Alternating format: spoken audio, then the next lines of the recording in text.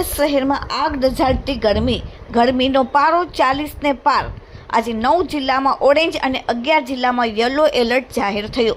ગુજરાતમાં ગરમીનો પારો આસમાને પહોંચતા જનજીવન પ્રભાવિત થયું છે, જેમાં સૌથી વધારે રાજકોટ, અમદાવાદ, ડીસા અને કંડલા સહિતના મુખ્ય શહેરોમાં તાપમાન 41 ડિગ્રીને પાર થઈ ગયું છે। કાળઝાળ ગરમીનો પ્રકોપ યથાવત રહેવાની આગાહી 3 દિવસ સુધી કરવામાં આવી છે। આજે સુરત શહેરમાં પણ 40.6 ડિગ્રીનો તાપમાન પહોંચી ગયું। લૂ લાગવા જેવી પરિસ્થિતિ આજે દેખાઈ રહી હતી।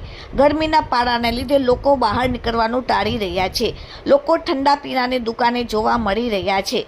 12 થી 4 વાગ્યાની વચ્ચે લોકો બહાર નથી નીકળતા અને જે લોકો બહાર નીકળે છે તે ખાસ કરીને ઠંડા પીણાની દુકાને જોવા મળી રહ્યા છે। ગરમીમાં સુરતીઓ માથા પર દુપટ્ટા, કાળા ચશ્મા અને ગરમીમાં બહાર છત્રી લઈને નીકળતા રસ્તે નજરે પડ્યા। હવામાન વિભાગની આગાહી મુજબ ગુજરાતમાં 3 દિવસ સખત ગરમીનો તાપમાન રહેશે।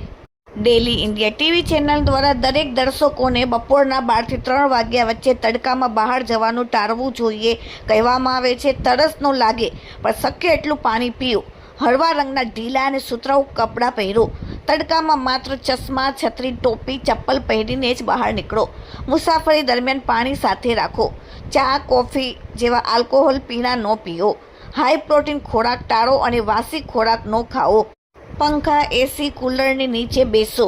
જો તમને કોઈ પણ પ્રકારની સમસ્યા લાગે તો તરત જ ડૉક્ટરનો સંપર્ક કરો।